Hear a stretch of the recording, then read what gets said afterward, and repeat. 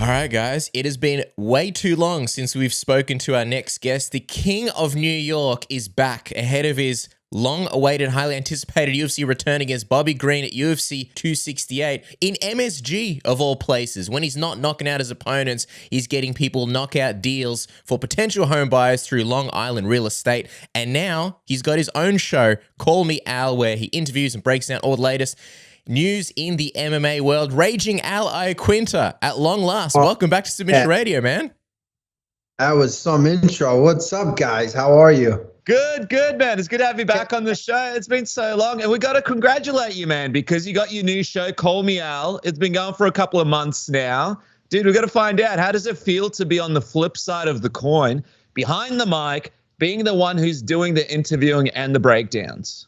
It's fun. I mean, yeah, I look up to guys like you guys, and it's a little different. I get people that call in, random people call in at any point, so it's a little less of kind of like a one-on-one interview. I tell you what though, it's eye-opening how talented you guys are, and people that do these interviews. I really look up to, you guys, Ariel, everybody that, it's such an art, but, yeah, mine's a little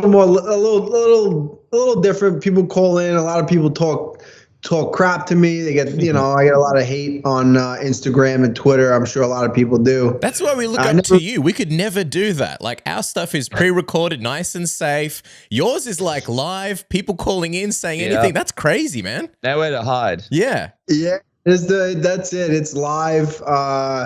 And I never really, I would always get people hating on me on Twitter and Instagram, and I never really acknowledged them in my messages.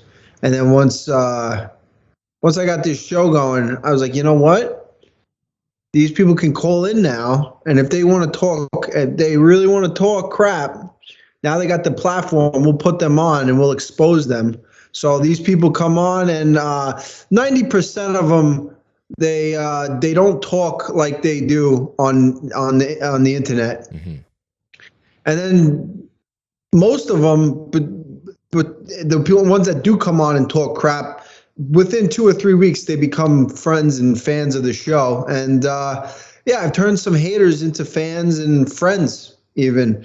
So it's pretty interesting. We had the guy that choked out Dylan Dennis on the show a couple weeks ago.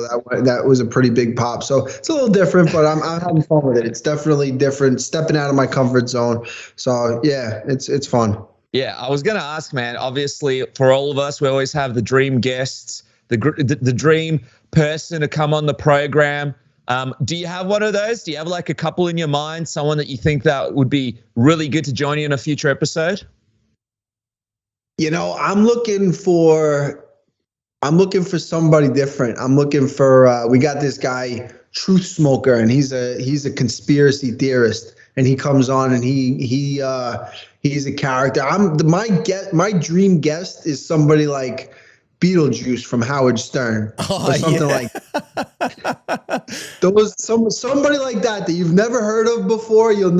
But just like a character that's out of his mind. Those are the kind of people that I think my show attracts. I feel like in life in general, I tend to attract lunacy and craziness and weirdness. So it goes hand in hand, and we've had some really, really interesting individuals between the haters and this guy he was actually from Tasmania. This guy was out of his freaking mind. I don't know many people from Tasmania are. I don't know what they're feeding these freaking people in Tasmania, but Jesus, this guy was out of his mind. He calls in all the time. And he was one of the haters. Now I think he kind of is a fan of the show. He's always on, but he's always talking crap. But yeah, we got some interesting people, and it's fun.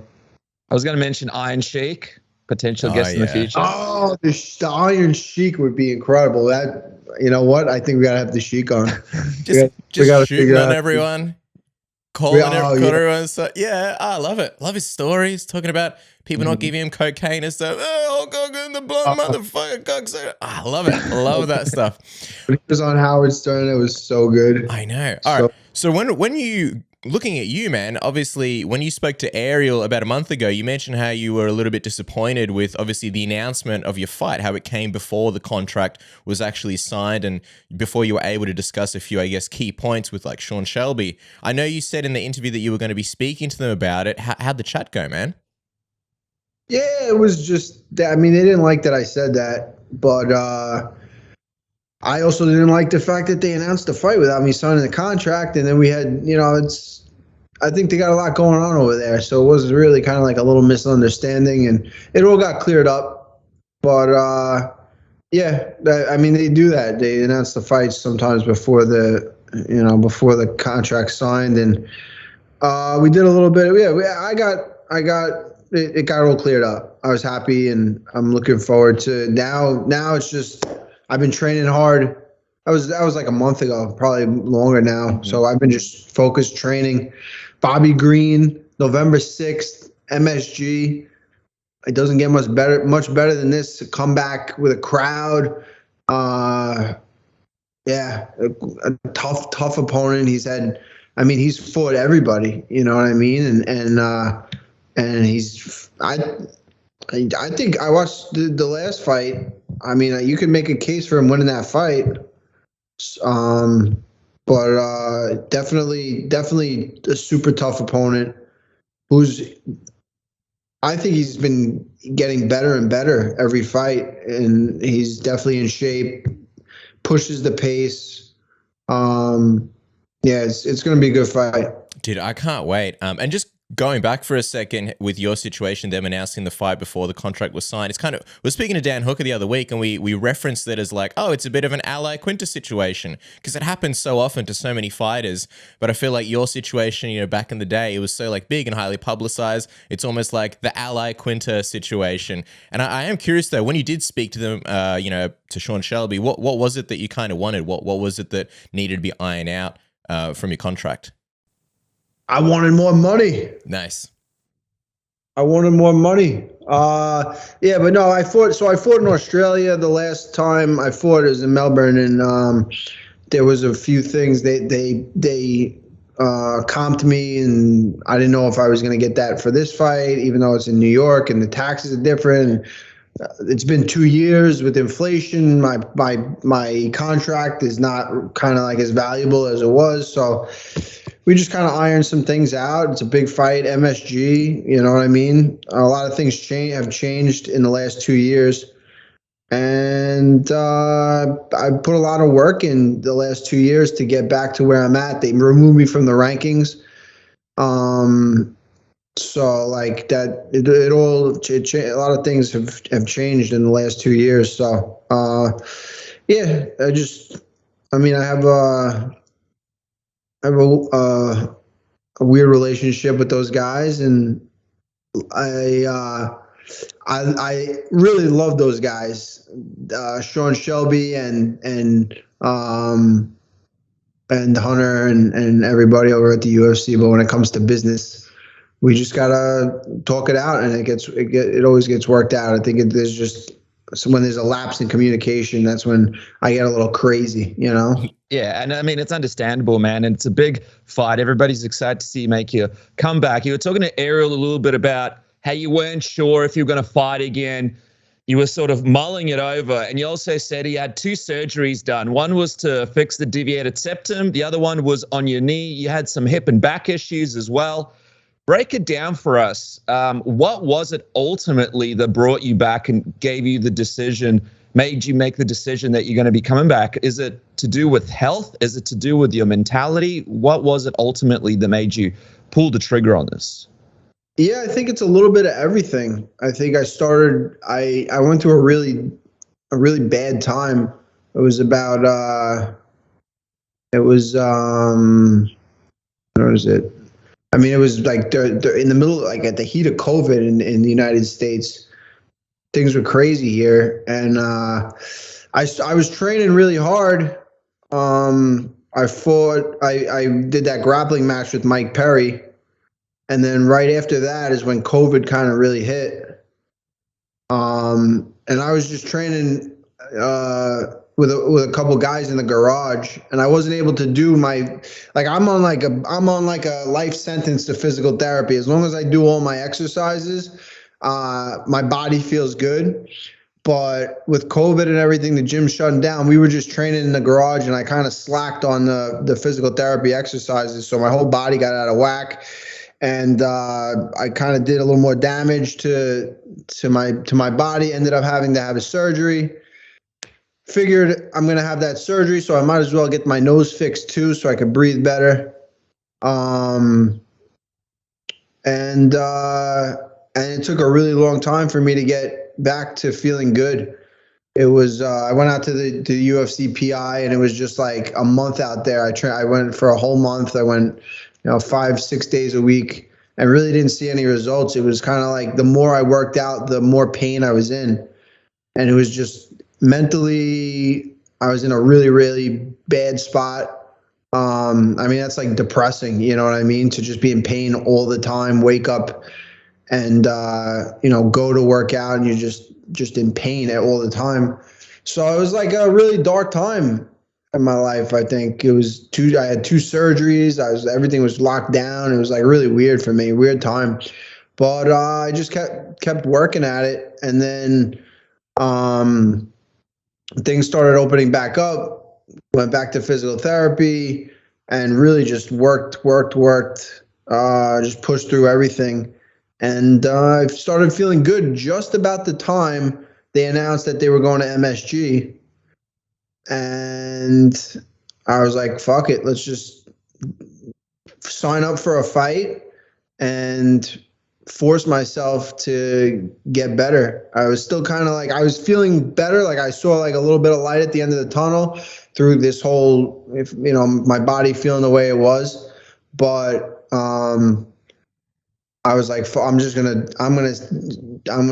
ask him to fight at MSG, and then I got no choice. Then I got to do every single thing right all the time, and just focus. And that's what happened. And here we are, just about 4 weeks out. I haven't felt better than this in a very, very long time. I mean, this is like the best I've felt. My sparring's going great. My jiu-jitsu's going great. Wrestling, everything. I'm like, I didn't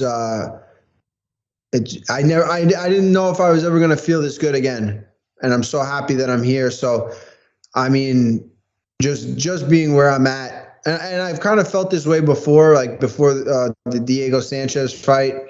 I was like the same thing. Like I didn't know if I was going to be able to fight again because I was in so much pain. And then you kind of get through it. And I think going into this fight, it's going to kind of be the same as, I've just, whatever happens, I feel like it's almost like a second. How do I describe it? It's like, it was kind of like, I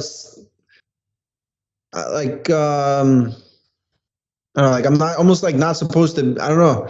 I didn't think I was going to be here. So whatever, I'm just going to go in and just fucking go for it. You know what I mean? Like I didn't think I was going to I didn't know if I was going to fight again. So it's like, fuck it. Just now it's all gravy right now. It's all a bonus. So now it's just go. I'm feeling good.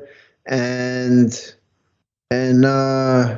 yeah, I got a tough opponent. Bobby Grean is a guy that I mean, I watched him kind of like we were supposed to fight in 2015, and I was I like the way he fights. I think it's going to be a good fight. I respect his style, but I want to beat his style.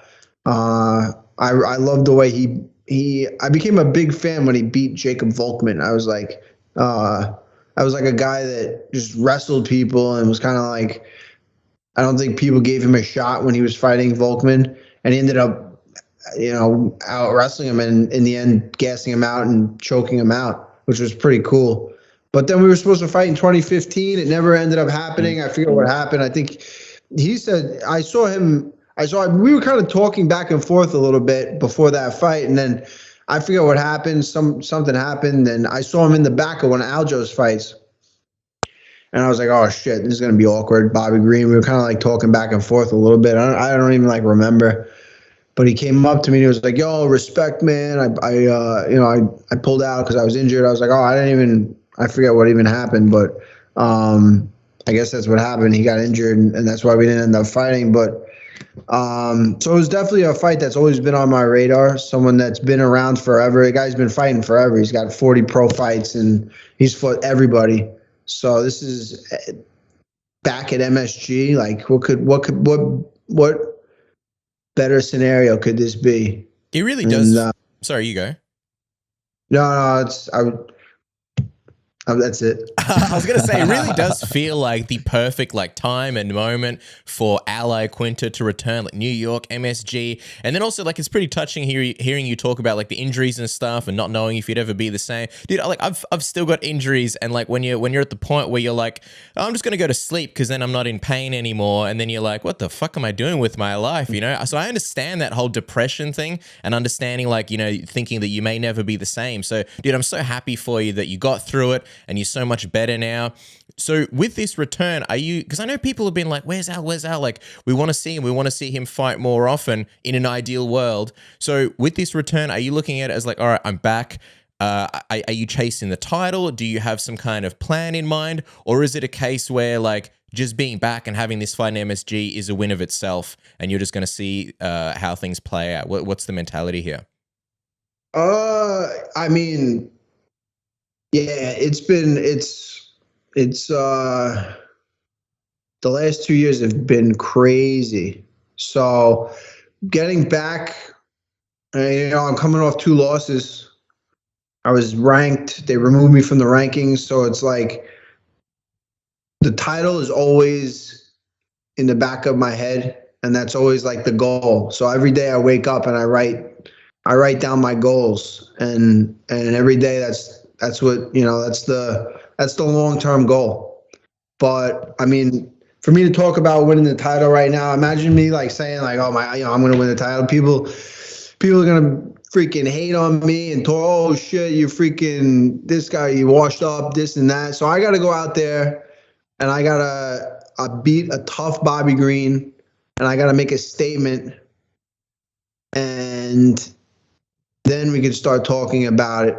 But for right now, my goal is to beat Bobby Grean flawlessly, impressively, like he's never been beat before. The only person that's really put him out, kind of like outclassed him, was Dustin. So he's the kind of guy that people don't beat Bobby Grean like that. So I go out there, I put on a good performance, a good solid win. Then we can start looking forward. But right now, that's all I'm looking to do. I got 3 rounds to do it. November 6th, MSG, baby. Come on. Yeah, the thing about MSG as well is, I don't know what you like over that time when you were thinking about whether or not you want to come back, and maybe you're not going to come back. When you look through Al's record, you fought in Sydney, you fought in Melbourne, you fought in Manchester, you fought in Ottawa, and you fought in Brooklyn.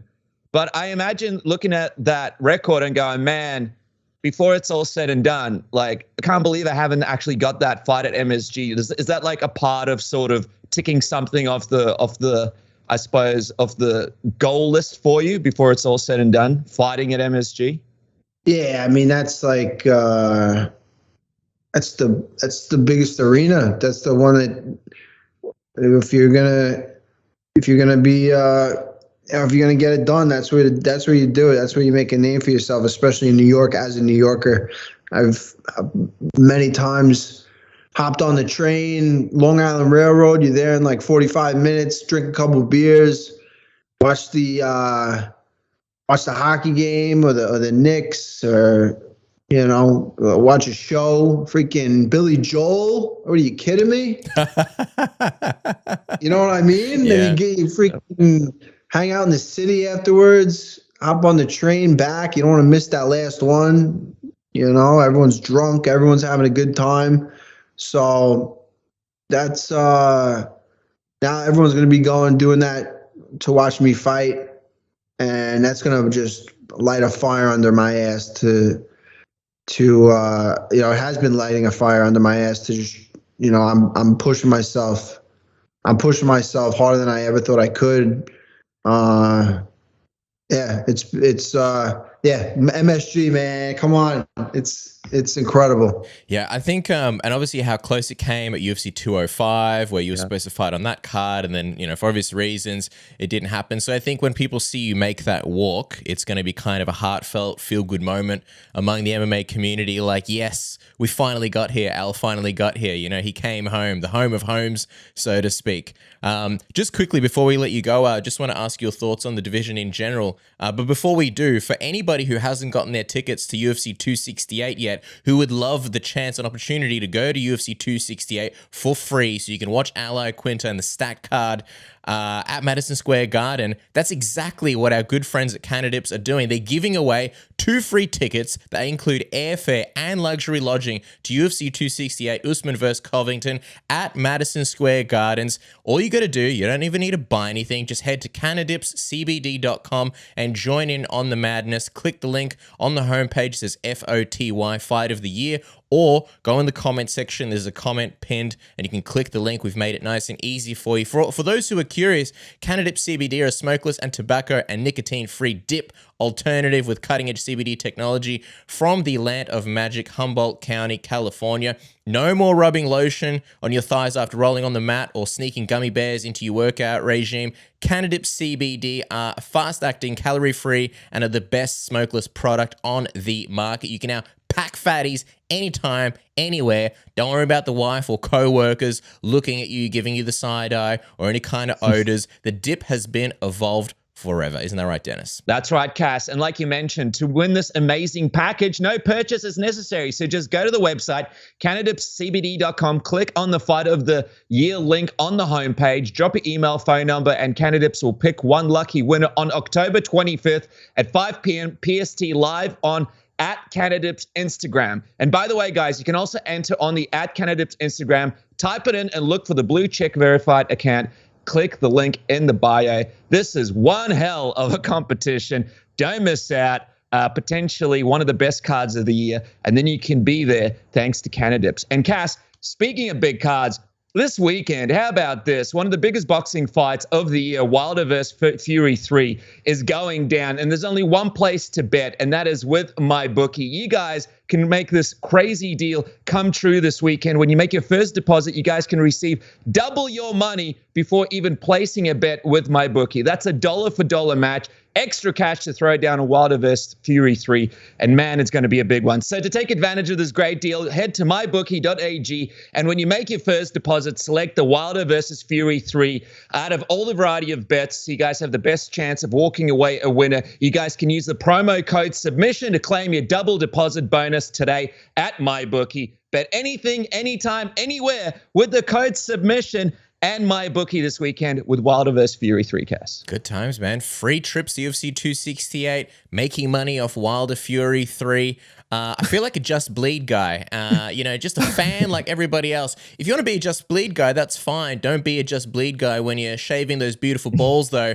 Upgrade your grooming routine. Become a black belt at ball shaving with Manscaped's Lawnmower 4.0, the pound for pound best ever grooming tool on the market. 7,000 RPM of pure power. You got the LED light. It's waterproof, so you can do it in the shower. So you don't have to clean the bloody sink or your floor or anything like that. Everything just gets washed away, just like your sins at the end of a good night. The Performance Package 4.0 comes with the Lawnmower 4.0 trimmer, the Weed Whacker ear and nose hair trimmer, crop preserver, ball deodorant, the Crop Reviver toner, which will make your beans smell so good, people will say thank you after you take them to T-City. Also, it comes with a box of briefs and a shed travel bag to keep it all together. Isn't that right, Dennis? Yeah, that's right, man. So before you go to T-City, make sure to jump onto Manscaped and use the promo code SUBMISSION to get 20% off and free shipping. That's promo code SUBMISSION. Get 20% off and free shipping today. Shave that wild thing downstairs and change your life forever. All right.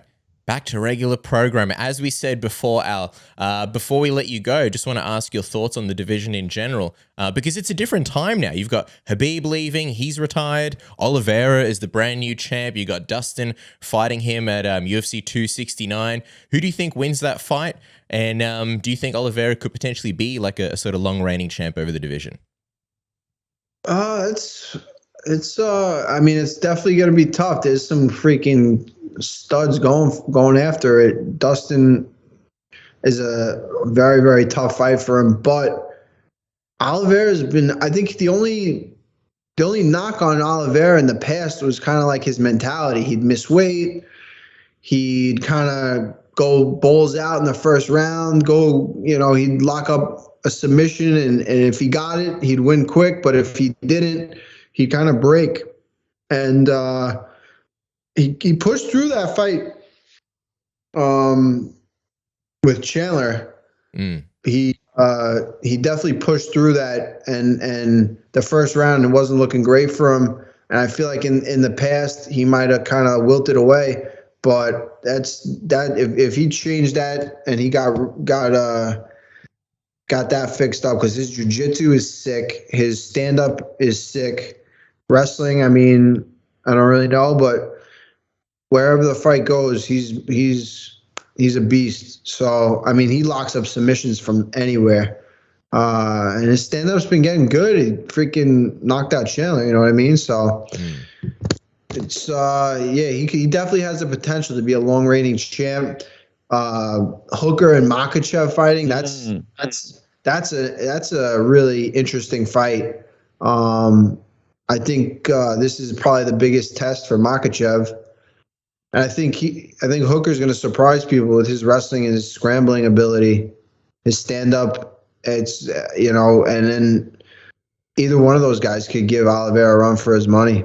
What was the biggest thing that surprised you about Dan when you guys fought here in Melbourne that you think might happen in this fight? I don't know. I mean, he's definitely long, and he knows how to use his range. He's I think his wrestling is definitely his wrestling is definitely good. He's got those knees from anywhere, so you got to be careful with that. I mean, he's just a solid fighter, and I think it's his mindset, his attitude is really good. He's just like, he's unfazed by a lot of shit. I think that him and Makhachev is going to be a really, really good fight. I'm really looking forward to that. It's going to be good. Sounds like you're sort of leaning maybe almost towards Hooker getting it done.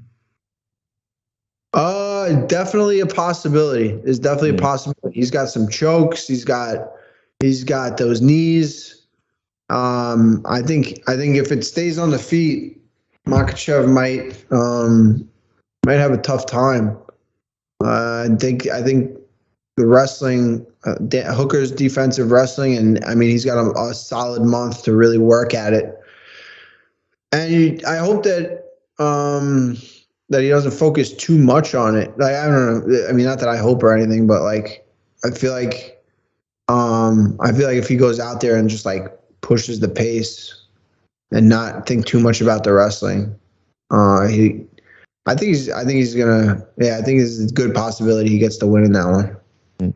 Last question on Islam from me. What do you think of people sort of comparing him to Khabib and saying, oh, like Islam is the new Khabib of the division? Do you see the comparison there? Do you think he can have a similar success to what Khabib had in the lightweight division? He definitely could have a similar success. I think he's at he's kind of like the beginning stages of that. They're probably not as dominant in his fights, but the Drew Dober one was pretty freaking dominant. I mean, that was a Khabib-esque performance. The fight against Thiago Moises, I mean, Moises kind of like he was in that fight until the end, I think, a little bit more. Moises kind of picked him up and took him down, which I don't think we really ever saw anybody do that to Khabib. But yeah, I definitely could see the comparisons. They're teammates. They're both from Dagestan. They kind of they have similar look with the beard and they just kind of look like crazy Dagestani lunatics. You know what I mean? Just like wrestling, just like wrestling freaks. So yeah, I mean, I could definitely see it, but yeah, we'll see. It's gonna be this will be a telling fight for sure. I feel like this is the kind of fight where you'd be like, oh, it'd be a good fight, and then Khabib would have just freaking mauled the shit out of somebody. You know what I mean? Kind of like when Khabib beat Edson Barbosa. It was like, oh, this is gonna be a freaking good fight. You know, Barbosa with the stand up, and then Khabib's just walking right through him. You know, like paying no respect to anything, spinning kicks. He's just freaking like walking right through. So I don't know if that's something Makhachev's going to do. If he can pull that off in this fight, then you really see the comparisons. But they're different. They're kind of like on different. I mean, he's already lost, so they're kind of like on different paths. But he could definitely. Everyone says he's up there.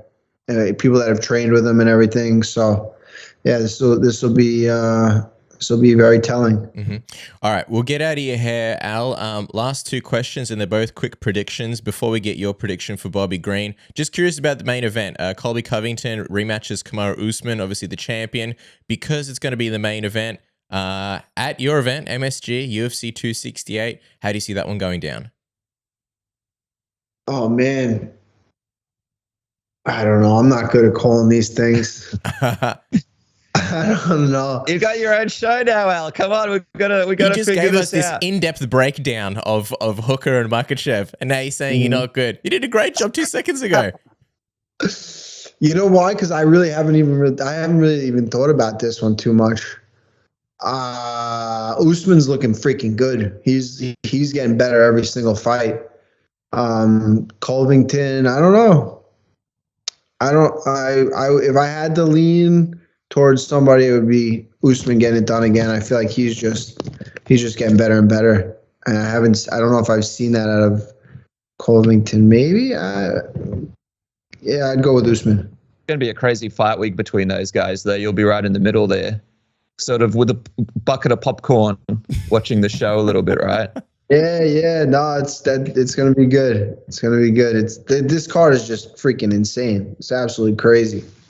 Okay, as we let you go, how do you see yourself getting it done against Bobby Grean? I know you said before you want to do it flawlessly, you want to beat him like nobody's ever beaten him, and he's a guy that kind of, even the people who beat him, he kind of, he makes him look bad in a way. So how do you see yourself beating Bobby Grean? I see it, but I can't tell you. No, I mean, I'm going to do it however it's got to be done. I think he's got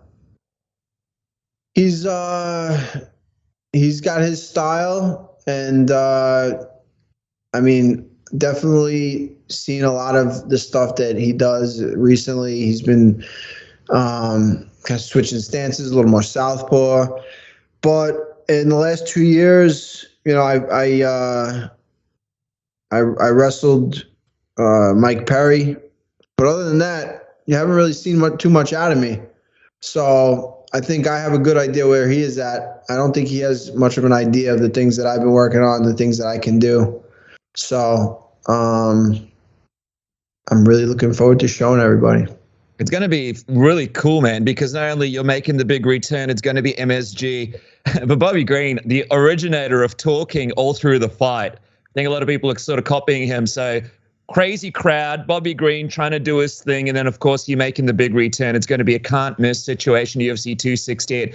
Make sure to check out Al's show, Call Me Al. It's available on Apple Podcasts, Spotify, and check out the video version of the show on YouTube today. Follow the man at Iaquinta on Instagram and Twitter. And, man, it's been too long. It's been too long since we've seen you in that octagon. Cannot wait for this big show. Thank you so much for joining us, man. Thank you guys. I appreciate it. It's always good talking to you guys. And I got to get back out to Australia sometime. Jesus, when is this whole freaking COVID thing going to be over? I know. We can't wait to have you back, man. Best of luck in the fight, and we can't wait to watch it. Appreciate it, fellas. Thank you so much. Thanks, Thank you lots so of love, much, man. Al. Bye.